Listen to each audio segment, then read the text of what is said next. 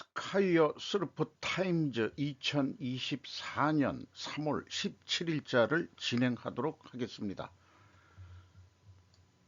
구독, 좋아요 부탁드리고 1.5 배속을 보시기 바랍니다. 제가 한 달에 한 번 활동하는 연구 모임이 있는데요. 리더가 다음과 같은 책을 좀 소개를 했습니다. 어떤 지표를 목표로 삼으면 그 지표의 유용성은 사라진다. 참 어려운 말이기도 하죠.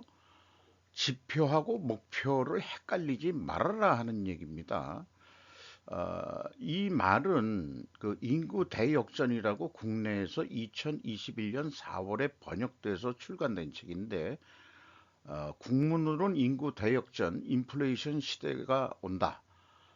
찰스 굿 하트라는 분과 마노주 프라단이라는 두 사람의 그 공동 저자가 그 출간된 책인데요. 영어 원문은 The Great Demographic Reversal이라고, 또 작은 소제목으로는 Aging Societies, Waning Inequality and Uninflation Revival 이라고 되어 있습니다. 사회 고령화가 진행이 되고 불평등이 쇠퇴된다. 직역이 좀 된 것 같습니다. 불평등이 좀 감소한다는 것으로 이해를 하고자 합니다. 그리고 고물가가 부활이 될 것이다.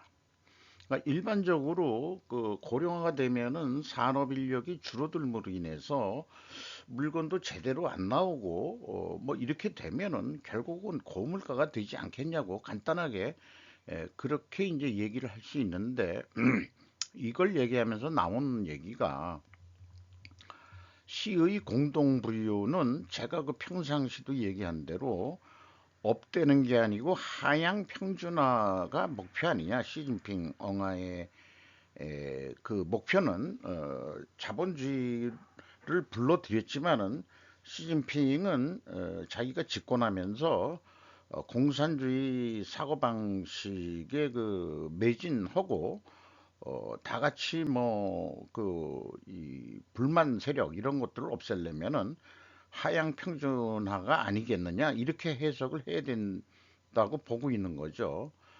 대신 우리는 그 자유자본주의를 지향하는 나라라고 믿고 있기 때문에 좋은 불평등은 있을 수 있다 이런 얘기예요. 완전 평등은 그것은 디스토피아 세계라고 저는 인식을 합니다. 그래서 일반적으로 이 먼저 성장이 이루어지고 분배는 나중에 이루어지는 거지. 소득주도 성장이라는 것은 이건 거꾸로 된 얘기다. 있을 수 없는 얘기다라고 비판을 받았었죠. 아베노믹스도 그 돈부터 푸는 바람에 그것이 이제 긍정적, 부정적 측면이 다 있는데 최근에는 부정적 측면이 더 부각이 되는 것 같습니다. 저는 제가 배운 대로 그 기업이 무슨 돈을 벌어야 월급도 올려주고 그러는 거 아니냐. 그러니까 그거를 낙수 효과라고 그렇게 경제학자들이 명명하고 있는 거로 알고 있는데, 자본주의 체제 내에서의 빈부격차는 그거는 상식이고 노말이다 이게요. 그런데 전반적으로 하류층의 생활 수준이 올라가는 게 이제 민주 자본주의에서 기대하는 거다 이거죠. 그것이 잘 안 되면은 물론 자유 자본주의 내에서도 사회 불안을 야기하게 될 것은 마찬가지가 되겠습니다. 그래서 고물가 시대가 오긴 오는데 이것을 어떻게 극복해 낼 거냐 하는 게 이 책에서 결론을 내주고 있는 건지 어떤지는 잘 모르겠습니다만 읽어볼 만하다라고 일단 그렇게 소개를 했습니다. 그 다음에는 술 한잔 하면서 또 또 많은 얘기를 했습니다만은 좀 잊어버린 것도 많고요. 자, 그렇고 50년 후에 일본의 모습에 깜짝 놀라 세계 4위의 일본 GDP는 2075년 설마의 순위에 이런 제목으로 야마다 준이 골드 온라인을 통해서 이 소개를 했습니다. 번영과 빈곤을 나누는 것은 정치 경제의 제도 문제다라고, 시스템의 문제다. 그래서 이 일본이 잃어버린 30년을 간 이유가 정부가 한 일은 퍼주기식 기업과 국민 구제뿐이었다. 그 결과 일본 경제는 사회주의로만 여겨지는 통제 경제, 연고 경제가 되고 말았다. 무슨 그 끈앞풀이 있는 그런데 애들만 생존하게 돼 있고, 무슨 연고도 없는 사람들은, 땅 한마디로 백 없는 사람들은 뭐 먹고 살기도 힘들게 된 거 아니냐라는 식으로 비판적으로 보고 있고요. 민주주의에 의한 자유 경제가 번영을 가져온다라고 이 야마다주는 믿고 있습니다. 저도 100% 동의합니다. 그런데 이제 일본에는 완전한 민간 기업이 없다. 유명한 일본 기업은 일본 은행의 주식을 샀기 때문에 국영 기업이라고 화하고 있다. 국채는 끝없이 발행되었고 그것을 일본 은행이 맞는 재정 파이낸스 공공연하게 행해지고 있는 거 아니냐. 독재국가 말기에 흔한 퍼주기 정치가 이어지고 있다. 과거의 아르헨티나, 최근의 베네수엘라와 같다. 이래서는 경제가 쇠퇴가 가속하는 것이다. 그래서 일본이 그러면 안 된다라고 경고를 하는 거죠. 2075년도에 일본 GDP는 세계 톱 10에 들지 못한다. 엔화 약세는 일본의 국력의 쇠퇴를 보여주는 것이다. 2022년 12월에 공표된 골드만삭스의 미래 예측 리포트 2075년으로 가는 길, 더 패스 투 2075 슬로우 글로벌 그로스 but convergence remains intact. 요거 영문을 찾아봤는데 잊어버렸어요. 뭐라고 단순 번역을 해야 좋을지는 모르겠습니다. 지금으로부터 약 반세기 후에 세계 각국의 GDP를 골드만삭스가 예측했다는데, 전 일본이 떨어지는 거는 좋다 이거예요. 근데 한국이 2020년에 12위였고 2022년도에도 12위로, 이것은 지난 과거니까 했는데 2050년과 2075는 예측 아니에요. 그런데 골드만삭스가 중국이 1위가 된다? 요거 수용하기 어렵습니다. 그렇게 생각이 되고, 한국은 15위 안에 없어요. 국가가 소멸됐나요? 골드만삭스 애들이 마음에 안 들기 시작합니다.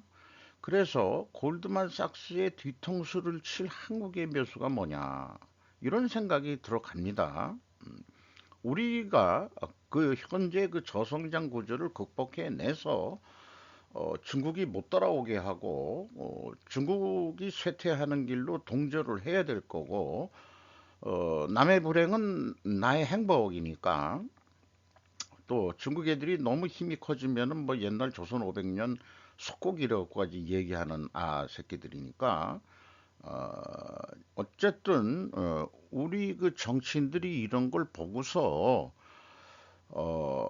좀 미래 비전을 제시하고, 우리가 그 전 세계 그 10위 내에 들어가는 경제 대국이 돼야 되지 않겠냐.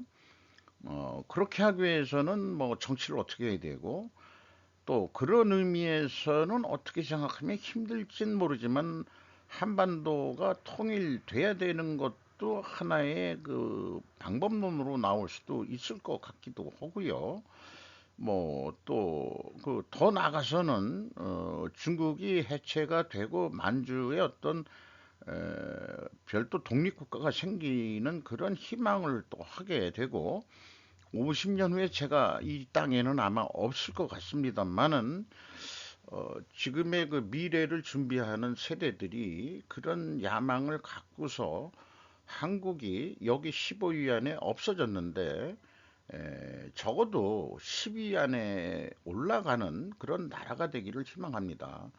골드만삭스 애들이 영 그 우리나라에서도 그 뭐가 글로벌 금융 세력으로서 힘을 미치고 있는 것 같은데 갑자기 못마땅해지기 시작하네요. 근데 이것을 겸허히 냉정하게 보고 우리가 지금 이 상태로 뭐 일본 따라가기나 일본 흉내내기나 뭐 이런 정도 해가지고는 이거는 우리는 안 되겠다.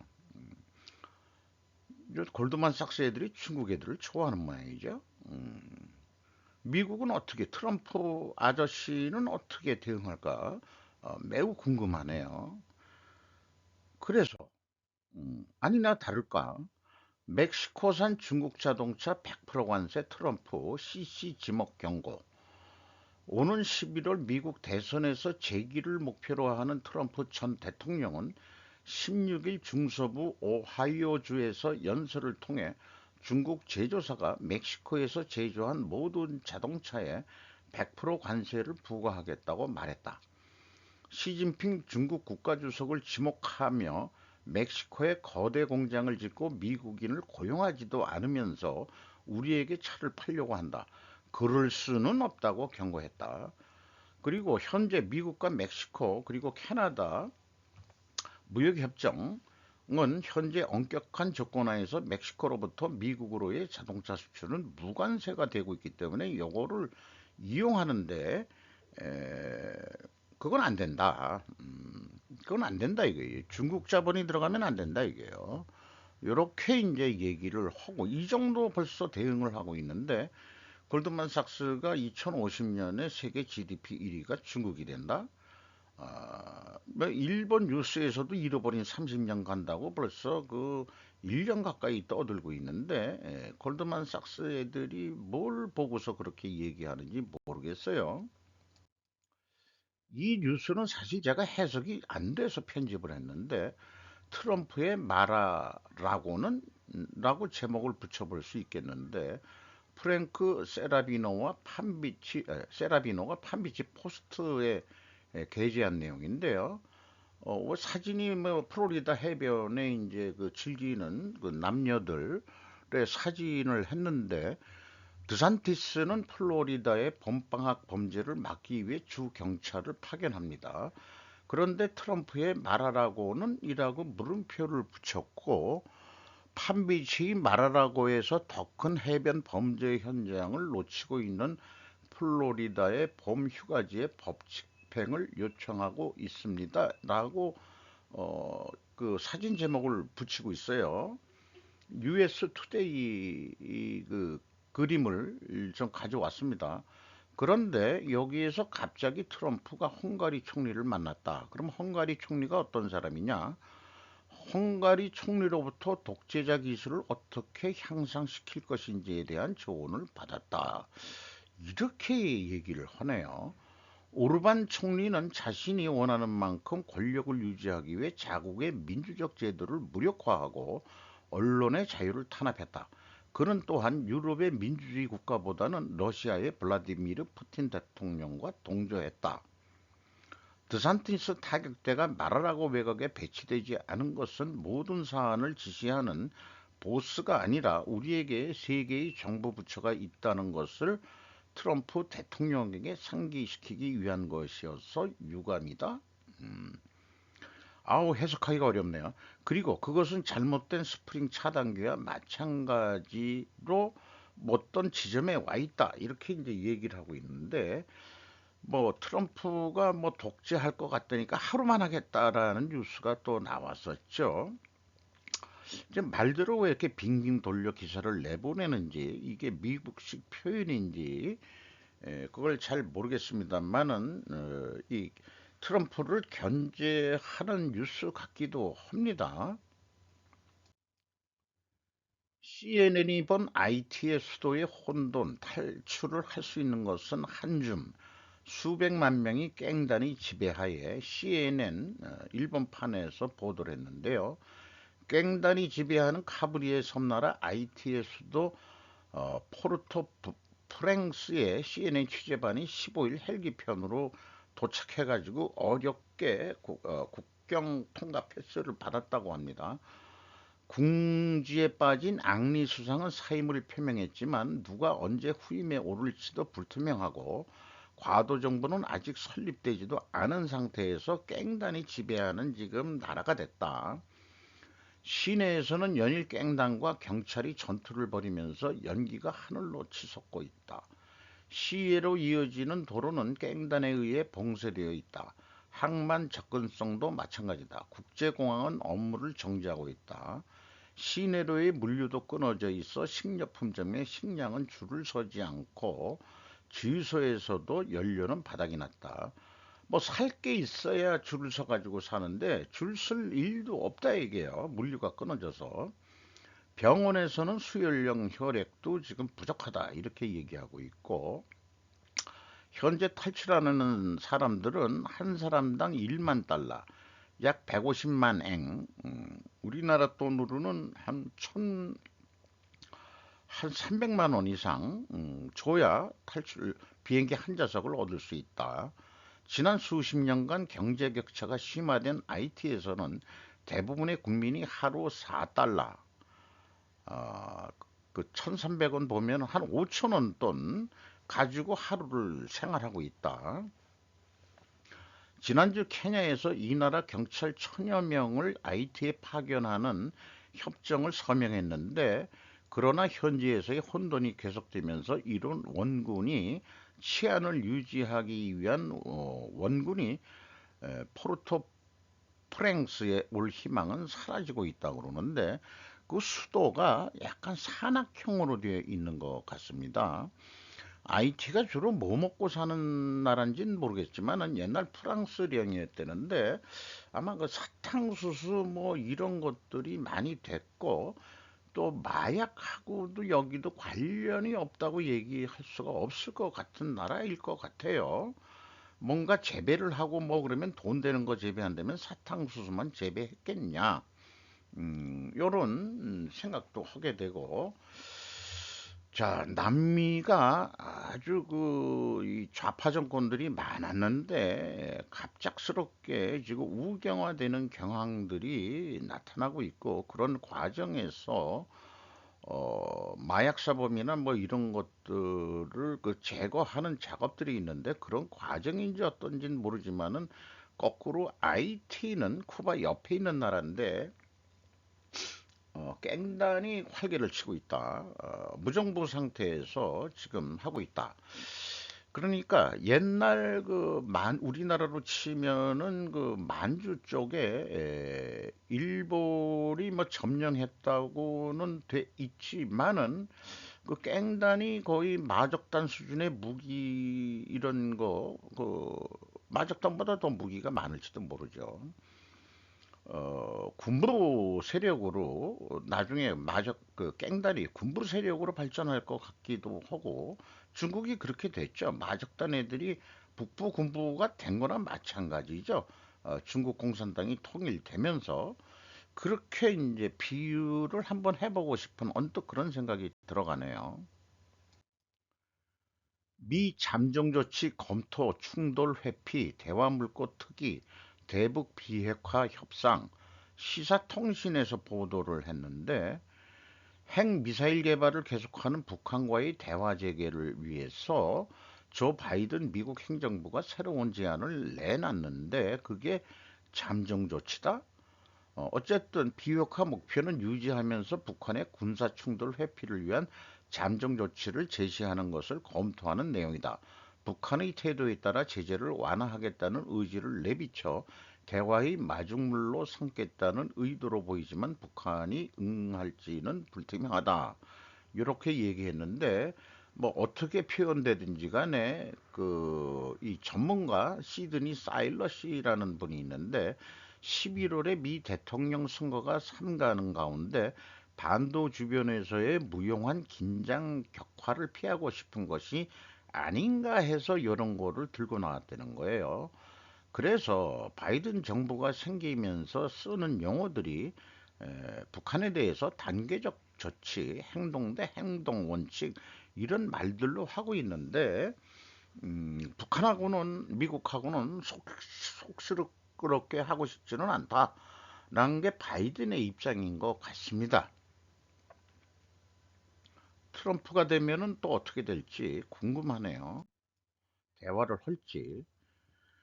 침체된 중국 경제는 일본 버블 붕괴 후 재현이다라고 아메바라는 타임지에서 보도를 했는데 내용이 있지만 그래프 두 개만 가져왔어요.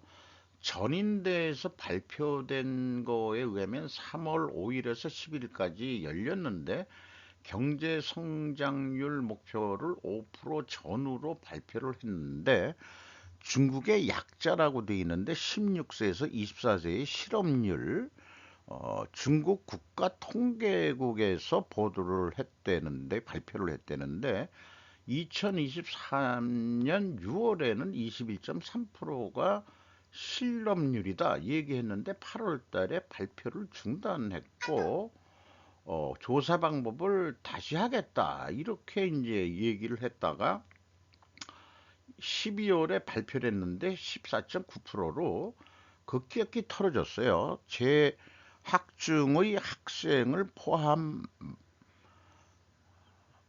마나이 아다라 뭐지 다다 통계 새로운 통계다. 그러니까 이 통계를 조작하는 거나 마찬가지 아닌가 생각이 들어가요. 중국 경제의 고심거리라고 볼 수 있나요? 이게 뭐 고자만 보고서 제가 이런 걸 합니다. 부채, 채무의 그 팽창, 확장이라고 돼 있군요. 그 다음에 그 데모그래픽이라고 돼 있는데 인구 문제죠. 인구 문제를 인구 감소. 그 다음에 그 수요가 정체돼 가고 있고 그리고 디리스킹이라고 그러는데 외자의 리스크 회피. 우리나라도 이제 많이 그 빠져나왔다 그러죠. 그 중국 그 저기 그 숫자가 78% 줄었다 이렇게 오늘 뉴스에 나온 걸 좀 봤는데 디리스킹이라고 이 용어가 통일되어 있는지 모르지만 저는 처음 나왔던 용어 디커플링 중국 학호는 완전히 이제는 이 공조가 아니고 비공조로 가야 된다. 떼어내라 중국을 디커플링 우리가 그 디커플링 그를 해서 우리가 좀 힘들더라도 다시 시작해야 된다는 점을 제가 스루프 타임즈를 통해서 누누이 말씀을 드리고 있죠. 2075년에 15위에 이대로 이 정도가로 가면은 뭐 그냥 노력을 한다 그래도 15위 내로 밀리게 돼 있다. 동남아의 약진이 눈에 띄고 인도의 약진이 눈에 띄고 지금 그런 상황이거든요. 우리나라 뉴스로 차 부품사 분석, 제네시스 보석 램프 만드는 SL 매출 5조 눈앞. 아직 2023년도 실적이 공시는 안 됐더라고요. 고성민 기자가 고민성이라고 제가 잘못 발음할 뻔했네요. 고성민 기자가 조선비지에서 보도했는데 자동차 헤드램프가 브랜드의 정체성을 표현하는 디자인 요소로 활용되면서 점점 화려하게 바뀌고 있다. 현대차의 고급 브랜드 제너시스가 G90에 이어 G80, GV80 신차에 연이어 적용한 MLA라고 마이크로 렌즈 어레이라고 되어 있는데 헤드램프가 대표적이다.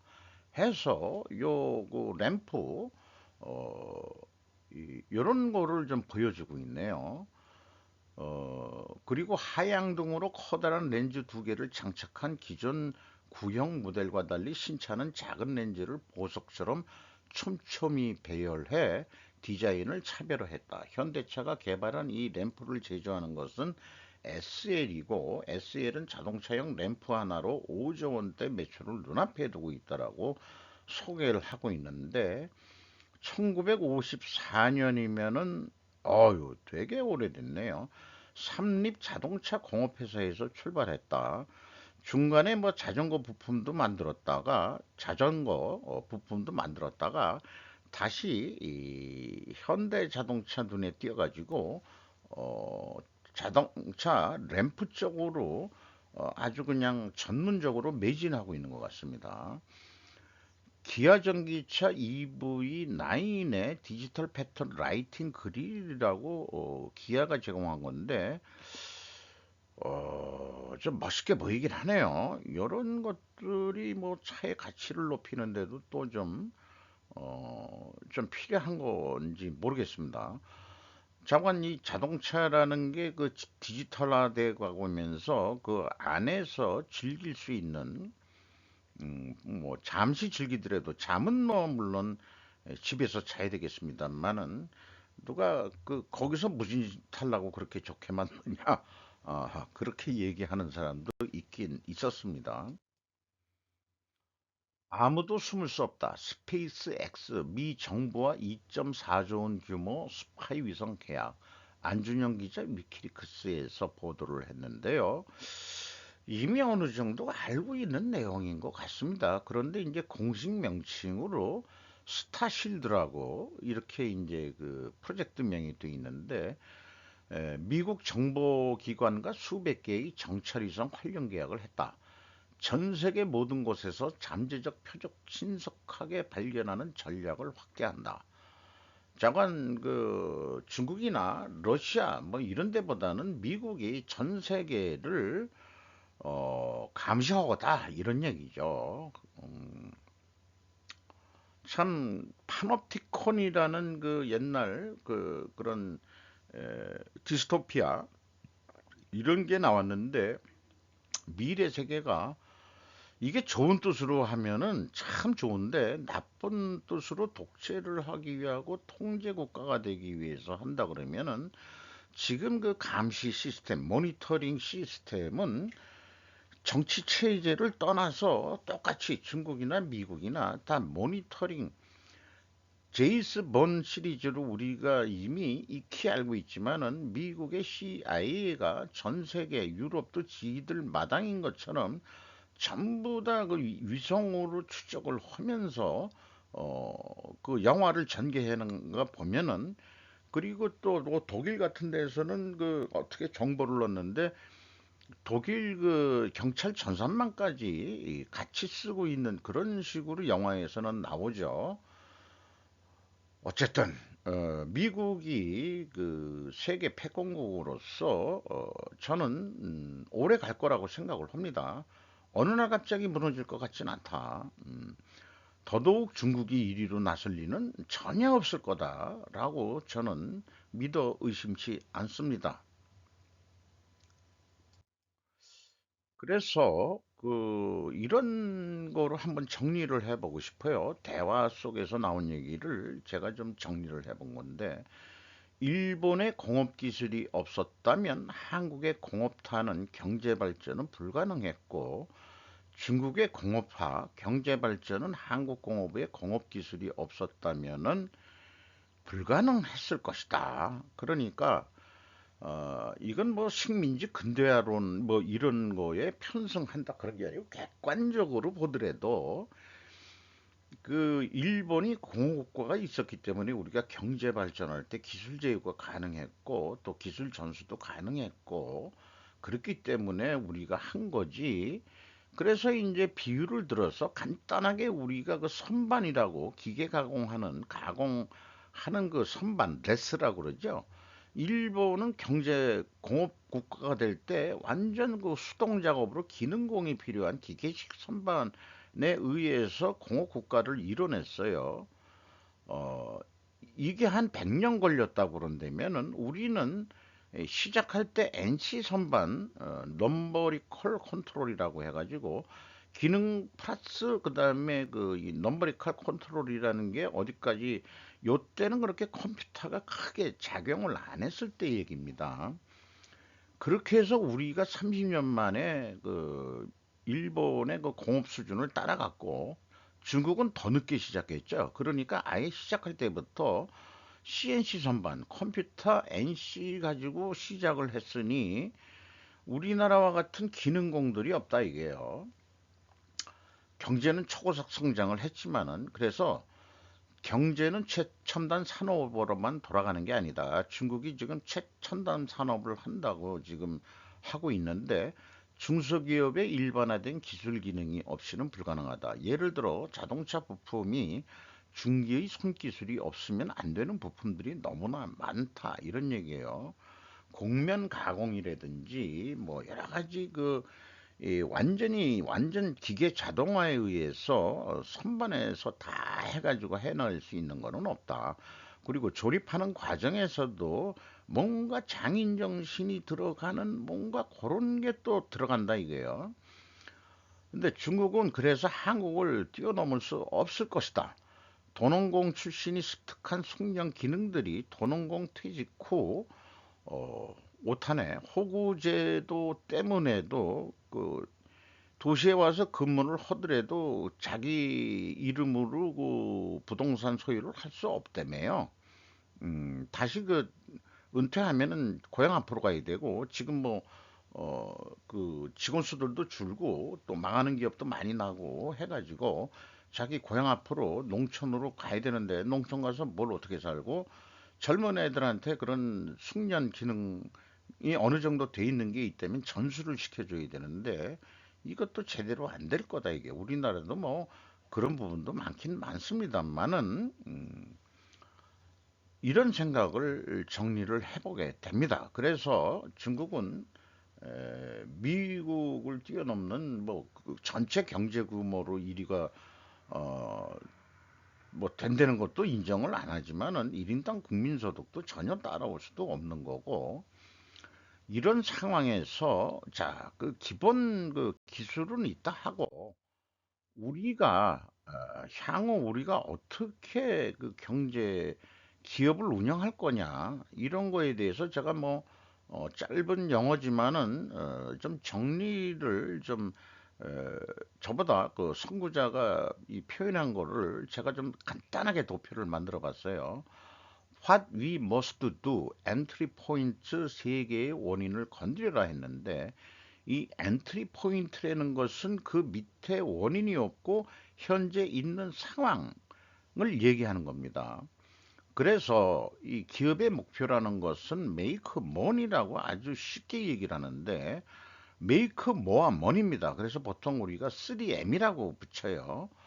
그런데 기본적으로 그냥 그건 묻지도 따지도 않고 제일 먼저 하는 거는 매출을 늘려야 되는 거 아니에요? 그러니까 세일즈 프로모션도 하고 마케팅 액티비티 활동을 해야 된다 이게요.